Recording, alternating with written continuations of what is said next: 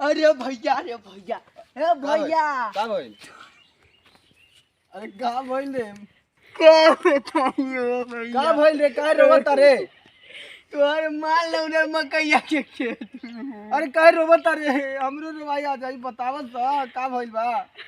तोहर माल मकैया के खेत में न जाने का करे गइले एगो लौंडा के लेके। का करे गेल बाटे रे? का बताई अरे बाप रे का करे गेल बाटे रे? का बताव सा जल्दी बतावा। बताओ ना रे का करे गेल बाटे? जल्दी चलो ना वहाँ पे कांड होता। अच्छा चलो चलो चलो देखल जाओ चलो। देखल जाओ। इन्ना से रे ए नहीं जात रहे एगो लौंडा के लेके ए नहीं जात रहे। हाँ चलो सा जल्दी देखल जाओ भाई चलो, का करता रे? अरे केना गेल रे पूरन भाईबो?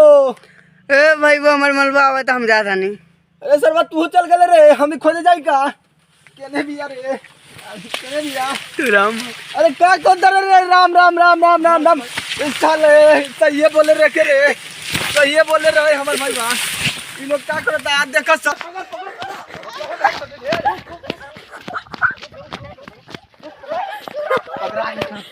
अरे हमर मलिया छरखानी करता रे। न भैया ओ भैया गलती हो गेलै न हमर मलिया छरखानी करता रे। गलती हो गेलै छरखानी करबे हमर मलिया गलती हो गेलै भैया नानू ना कर दे ए भैया ठीक बा नू ए भैया ऐसे छोड़वा त ई लोग ऐसे ही उड़नबाजी करी। करी हां हां गलती हो गेलै भैया गलती हो गेलै भैया बैठ बैठ जो बैठ बैठ जो का करे के बा एकरा? हम तो कहता नहीं भैया छोटे कट घिस दो। ना ना ऐसा ना कल जाओ और अगर ये गलती कैले बाटे तो पूरा जो है कि मुखिया सरपंच सब के सामने ले जाई जाई एकरा के। हां भैया और वहीं पे एकरा सजा दिहल जाई जौन सजा होई। ठीक बाटे? अरे सर ठीक बाटे? एकरा सजा दिहल जाई। छोड़ दो एकरा सजा दिहल जाई वहाँ ले जाके। चलो पकड़ो और ले चला। तो मुखिया वाला पार्ट के लिए कमेंट करिए पार्ट 2 के लिए आप लोग।